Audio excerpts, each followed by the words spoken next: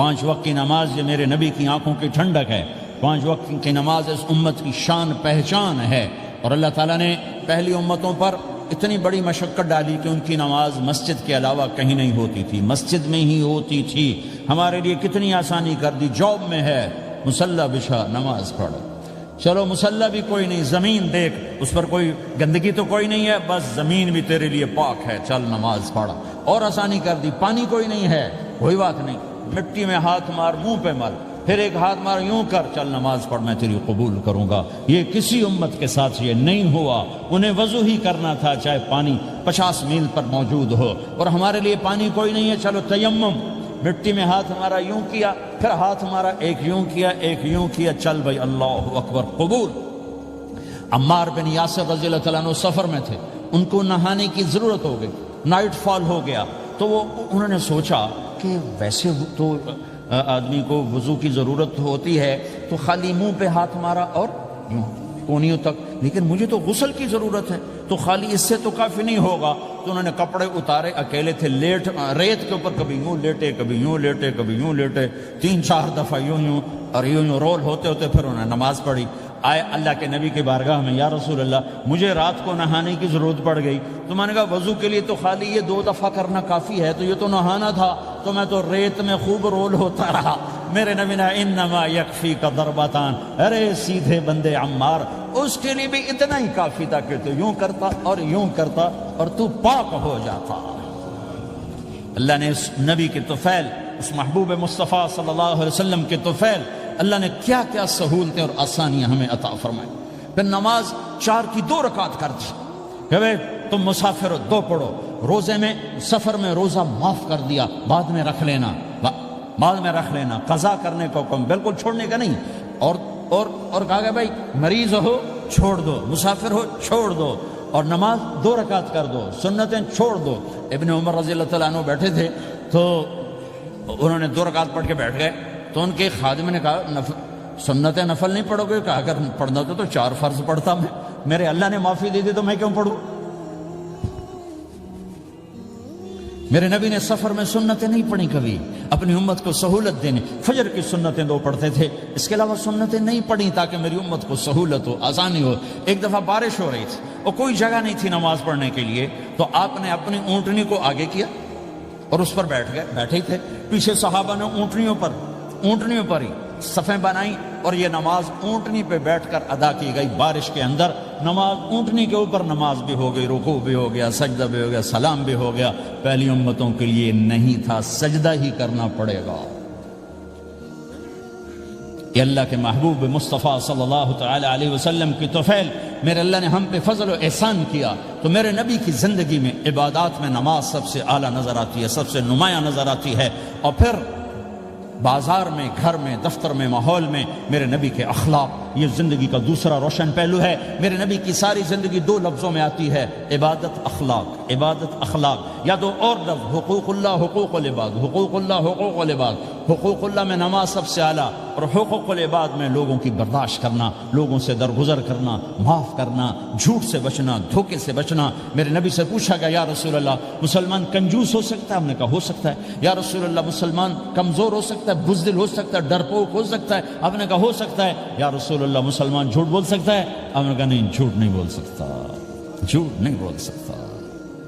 ہاں، الا لعنت اللہ علی الکاذبین، جھوٹوں پہ اللہ کی لعنت۔ اس لعنت کے ساتھ 400 پاؤنڈ بچا لیے، 4000 بچا لیے، 4 ملین بچا لیے، 4 بلین بچا لیے، 4 ٹریلین بچا لیے، ساری دنیا کو بچا لیا، اور اوپر اللہ کی لعنت پڑی تو اللہ کی قسم گھاٹے کا سودا ہے۔ اور سچے ہو گئے، سچ بولا، یہ میں 100 پاؤنڈ کماتا ہوں، لے لو جو لینا ہے اس میں سے، یہ میں 1000 پاؤنڈ کماتا ہوں، لے لو جو لینا ہے، یہ میں 50,000 پاؤنڈ کماتا ہوں، لے لو جو لینا ہے، کہ مسلمان کی زبان سے جھوٹ نہیں نکلتا، سچ ہی بولتا ہے۔ آپ تشریف لے جا رہے ہیں، ایک آواز ہے یا رسول اللہ، آپ نے یوں دیکھا، کوئی نظر نہیں آیا، پھر آواز ہے یا رسول اللہ، تو آپ نے دیکھا کہ ہرنی ڈیر چھوٹی وہ کھڑی ہوئی، رسی میں بندھی، تو آپ نے کہا کیا ہوا؟ کہا جی آپ کا صحابی مجھے پکڑ کے لایا ہے، میرے چھوٹے چھوٹے بچے بھوک سے رو رہے ہوں گے، آپ مجھے چھوڑ دیں، میں بچوں کو دودھ پلا کے واپس آ جاتا، مجھے پتا ہے میرے اللہ کی تقدیر میرے بارے میں کیا ہے۔ تو آپ نے کہا اگر تو واپس نہ آئی تو پھر تو اس نے کہا مجھے اللہ جہنم میں ڈال دے۔ آپ نے اس کی رسی کھول دی، خود وہیں بیٹھ گئے۔ اس نے دوڑ لگائی اور پہاڑوں میں گم ہو گئے۔ تھوڑی دیر کے بعد وہ دوڑتی ہوئی آئی اور آ کے سر یا رسول اللہ میں حاضر ہو جاؤں۔ تو آپ نے اس کو باندھ کے وہیں آپ بیٹھ گئے نہیں۔ دیر کے بعد وہ صحابی آئے جنہوں نے اس کو شکار کیا تھا، پکڑا تھا، تو کہنے لگے ان کا یا رسول اللہ آپ یہاں کیسے؟ کہ میں ایک درخواست لے کر آیا ہوں۔ کہ کیا؟ کہ یہ ہرنی مجھے ہدیہ کر دو۔ کہ یا رسول اللہ سب کچھ آپ کا ہے، یعنی بس یہ ہدیہ کر دو۔ یا رسول اللہ حاضر۔ تو آپ نے اس کو لے کر رسی اس کی گردن سے نکالی کہ جا بچی اپنے بچوں کے پاس جا کے خوشی منا، سچ نجات دیتا ہے اور جھوٹ ہلاک کرتا ہے۔ ایک ہرنی جان کی بازی کھیل گئی سچ بولنے کے لیے، تم چند پونڈوں پہ جھوٹ بولتے ہو، ایمان کو برباد کر کے رکھ دیتے ہو۔ مسلمان جھوٹ نہیں بولتا، مسلمان دھوکہ نہیں دیتا، مسلمان کی زبان سے سخت بول نہیں نکلتا، کسی کو بے عزت نہیں کرتا، کسی کو کی بے اکرامی نہیں کرتا، کسی کا دل نہیں توڑتا، کسی کو ذلیل نہیں کرتا، خود سہتا ہے، اوروں کو خوشیاں دیتا ہے، خود دکھ سہتا ہے، اوروں کو راحت دیتا ہے، خود تکلیف سہتا ہے۔ یہ میرے نبی کے اخلاق ہیں، یہ میرے نبی کی زندگی ہے، اور یہ اسلام کا سب سے بڑا چیپٹر ہے، وہ سب سے مشکل چیپٹر ہے۔ جب میرے نبی نے لمبی نمازیں پڑھی تو اللہ نے روک دیا کہ میرے حبیب ما انزلنا علیک القرآن لتشقی، اتنی لمبی نماز نہ پڑھ کے تو تھک جائے۔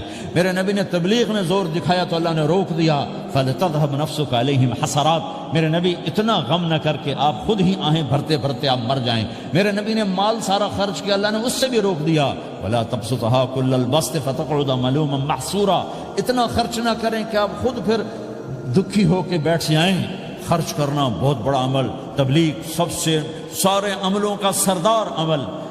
تبلیغ سے بڑا کوئی کام ہوتا تو اللہ نبیوں کو دیتا، اگر تبلیغ سے بڑھ کر کوئی کام ہوتا تو اللہ نبیوں کو دیتا، گشت سے بڑھ کر کوئی محنت ہوتی تو اللہ نبیوں کو دیتا۔ 950 سال نوح علیہ السلام گشتی کر رہے ہیں، اور اللہ کی مان لو، اتنا عظیم عمل کا میرے نبی درمیانہ نماز سب سے بڑی عبادت، میرے نبی درمیانہ کام۔ لیکن جب میرے نبی نے اخلاق اچھے کیے،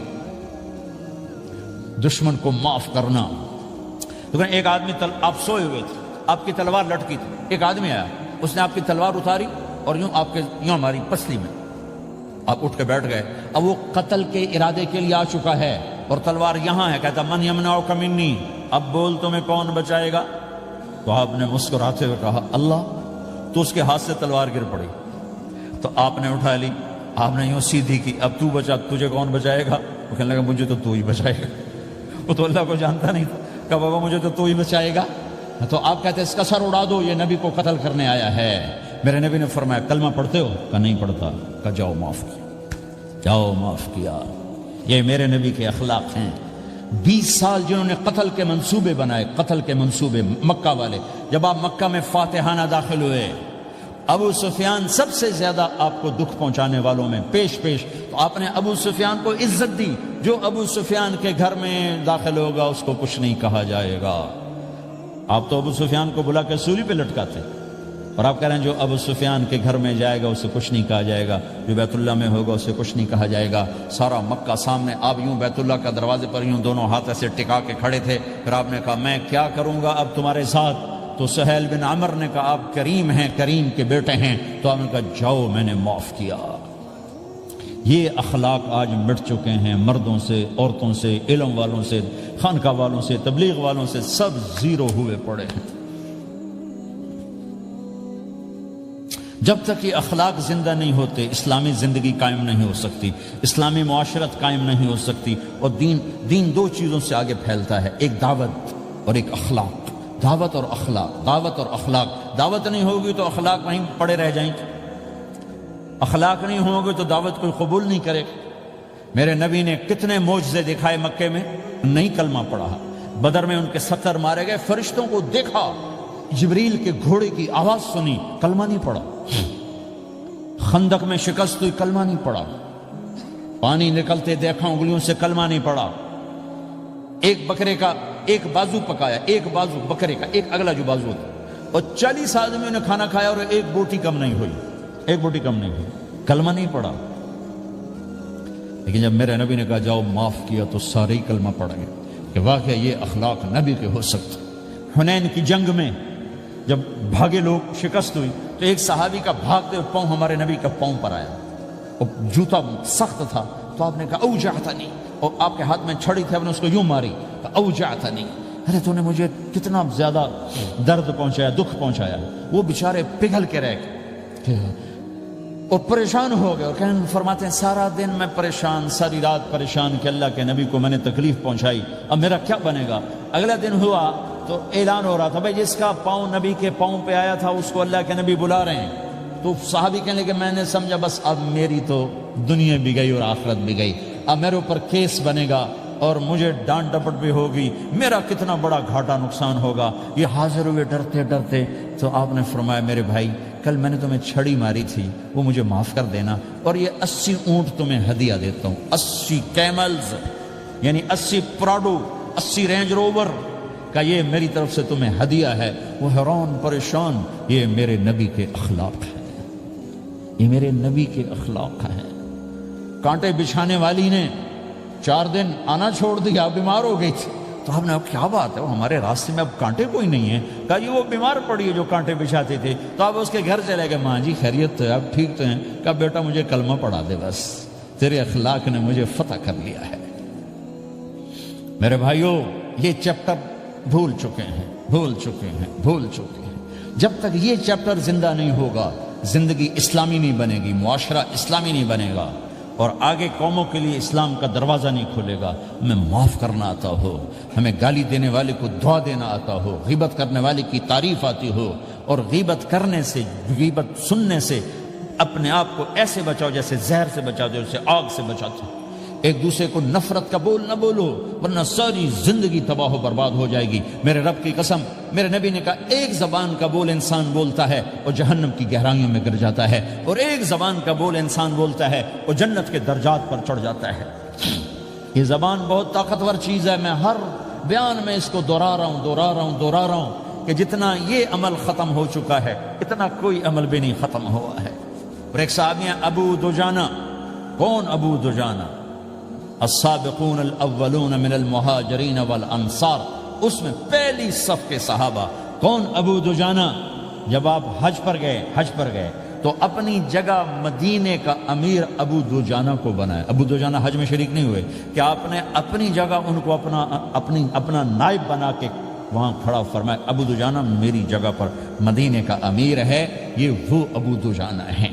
کون ابو دجانہ؟ جو جنگ بدر سے لے کر آخری حج تک ہر سفر میں شریک ہیں، ہر سفر میں شریک ہیں۔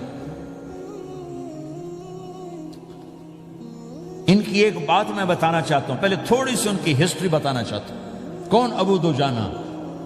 احد کی جنگ میں آپ نے تلوار اٹھائی، کہا اس تلوار کو کون لے گا؟ کئی صحابہ کھڑے ہو گئے۔ آپ نے کہا اس تلوار کا حق کون ادا کرے گا؟ سارے بیٹھ گئے، 3 آدمی کھڑے رہے، ایک زبیر بن عوام، ایک عمر بن خطاب، ایک ابو دجانہ۔ ان کا نام ہے سماک بن خرشنہ، سماک بن خرشنہ ان کا نام، ابو دجانہ سے مشہور ہے۔ تو آپ نے تلوار نہ عمر کو دی، نہ زبیر کو دی، ابو دجانہ کو دی۔ تو عمر رضی اللہ عنہ نے تو محسوس نہیں کیا، حضرت زبیر نے محسوس کیا کہ اس کو کیوں دی، مجھے کیوں نہیں دی؟ میں مہاجرین میں سے ہوں، میں پھوپھی کا بیٹا ہوں، میں اس سے دلیری میں کم نہیں ہوں۔ بلکہ حضرت زبیر کی دلیری کی تو دھک تھی، جدھر سلوار چلتی تھی کاٹتی چلی جاتی تھی، کہنے کہ میں دیکھوں گا یہ کیا کرتا ہے۔ تو ابو دجانہ کے پیچھے پیچھے زبیر ہو لیے۔ تو ابو دجانہ نے جو حملہ کیا تو 3000 کا لشکر تھا، اس کو چیر کے پار نکل کے، پورے لشکر کو کاٹ کے پار نکل کے، اور آگے عورتیں کھڑی تھیں جو مکے کے لشکر کو تیار کر رہی تھیں۔ نحن بنات طارقی نمشی علی النمارقی مشی القتل بوارقی المسک فی المخالقی المسک فی المفارقی والذر فی المخالقی ان تقبلوا نعانقی وتدبروا نفارقی فراق غیر وامقی۔ یہ گانا گا رہی تھیں اور ان کو تیار کر رہی تھیں۔ تو جب ابو دجانہ کی تلوار نظر آئی تو سب بھاگی، ہندا پکڑی گئی، تو آپ نے یوں اپنی تلوار ہندا کے سر پر رکھی، انہوں نے چیخ ماری، تلوار ہٹا لی۔ تو زبیر پیچھے پیچھے کہ یہ کیا کیا ہے؟ جنگ میں اگر کوئی عورت حصہ لے اسے مارنا جائز ہے، ویسے جائز نہیں ہے، عورت کو، بچے کو، بوڑھے کو ہاتھ لگانا جائز نہیں ہے۔ تو انہوں نے کہا تلوار کیوں نہیں چلائی؟ کہا میرے محبوب کی تلوار ہے، عورت کے خون سے رنگین کر کے اس کی شان نہیں گھٹانا چاہتا، یہ میرے نبی کی تلوار۔ پھر واپس ہوئے، پھر اٹیک کیا اور پھر مجمع کو چیر دیا۔ سامنے ایک آدمی آ رہا تھا ہاتھی کی طرح، اتنا لمبا موٹا تازہ، تو زبیر کہنے لگے میرے جی میں آیا کبھی اس کی ٹکر ہونا پھر میں دیکھوں ابو دجانہ کیا چیز ہے۔ تو اللہ کا کرنا ایسا ہوا ابو دجانہ دونوں آمنے سامنے ہو گئے، تو وہ ایسے شاہ سوار تھے کہ دونوں طرف کے لشکر ذرا تھم گئے اور وہ دونوں بھڑ گئے۔ ابو دجانہ کے اپنے جوہر، اس پہلوان کے اپنے جوہر، غبار اٹھا، مٹی اٹھی، اور اس کی اپنی طاقت، ان کی اپنی طاقت، انہوں نے ابو دجانہ کو اس نے زخمی کر دیا۔ ابو دجانہ نے جو جوش میں آ کے ماری تلوار، اس کو لگی یہاں، تو اتنی طاقت سے لگی کہ اس کے نیچے اتر کر 2 ٹکڑوں میں تقسیم کر دی۔ یوں ماری تو ایک حصہ ادھر ایک حصہ، پھر یوں دیکھا اور اپنے چہرے سے لوہے کی ٹوپی اتاری، اما ترا انا ابو دجانہ، کیا دیکھ رہے ہو؟ میں ہوں ابو دجانہ، تلوار صحیح لی ہے میں نے، غلط نہیں لی۔ یہ ابو دجانہ ہیں۔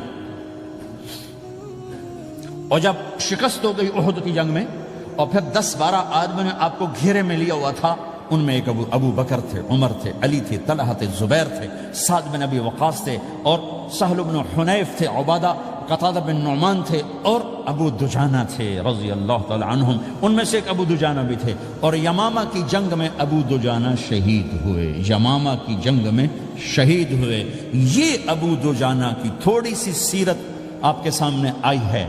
اس کے بعد اب آپ ان کے قول کو سنو تاکہ اس کا وزن آپ کے سامنے آئے۔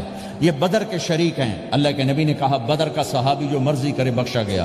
یہ صلح حدیبیہ کے شریک ہیں، اللہ نے قرآن میں کہا لقد رضی اللہ، میں ان سے راضی ہو گیا۔ یہ صحابی ہیں، اللہ نے کہا کلا وعد اللہ الحسنی، اے میرا نبی تیرے ہر صحابی کے لیے جنت کا وعدہ ہے۔ اور اب یہ کیا کہتے ہیں؟ یہ کیا کہتے ہیں لوگو؟ ان ارجع عملی عند، لوگو میرے پاس، ابو دجانہ میرے پاس بخشش کا سب سے بڑا عمل جانتے ہو کیا ہے؟ بدر نہیں، احد نہیں، حدیبیہ نہیں، خندق نہیں، خیبر نہیں، فتح مکہ نہیں، آخری حج نہیں، کیا ہے؟ کیا ہے لوگو؟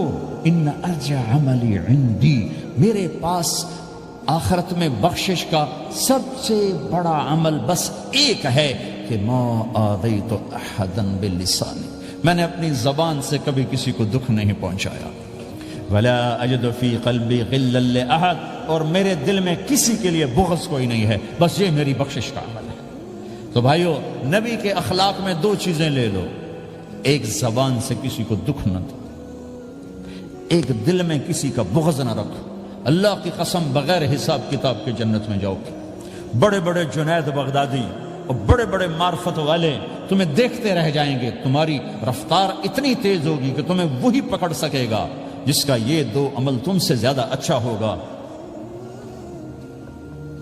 جس روڈ پہ رش ہوتا آپ وہاں سے گاڑی ہٹا لیتے ہو، ادھر نہیں جانا، ادھر رش ہے، وہ سائن وغیرہ آپ کو آ جاتے ہیں کہ ادھر بلاک ہے، ادھر نہیں جانا، ادھر جانا ہے۔ تو جہاں روڈ پہ رش ہوتا ہے تو قیمتی سے قیمتی گاڑی کی رفتار بھی آہستہ ہو جاتی ہے، اور جہاں روڈ خالی ہوتا ہے تو پرانی گاڑی بھی بھاگے جا رہی ہوتی ہے۔ ہمارے یہاں پرانی گاڑی ہوتی ہے نا، پرانی بسوں کے پیچھے لکھا ہوتا ہے نہ انجن کی خوبی نہ ڈرائیور کا کمال، خدا کے سہارے چلی جا رہی ہے۔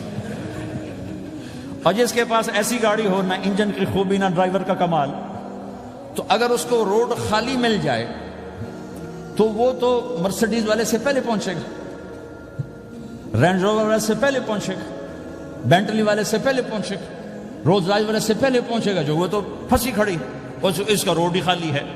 تو میرے بھائیو، یہ میں ایک مثال دیتا ہوں، عبادات کی روڈ پہ بہت رش ہے، نمازی بے شمار ہیں، روزے دار بے شمار ہیں، عمرے والے بے شمار ہیں، حج والے بے شمار ہیں، اور تہجد گزار بے شمار ہیں، علماء بے شمار ہیں، حافظ بے شمار ہیں، ذکر والے بے شمار ہیں، بہت رش ہے، تبلیغ والے بے شمار ہیں، لیکن جو اخلاق والا روڈ ہے نا، یہ خالی پڑا ہے۔ اس پہ موٹر زوکی پہ چڑھ کے آ جاؤ تو سب سے آگے نکل جاؤ، سائیکل پہ چڑھ کے آ جاؤ تو سب سے آگے نکل جاؤ، کہ روڈ ہی خالی ہے، اخلاق کا روڈ خالی ہے۔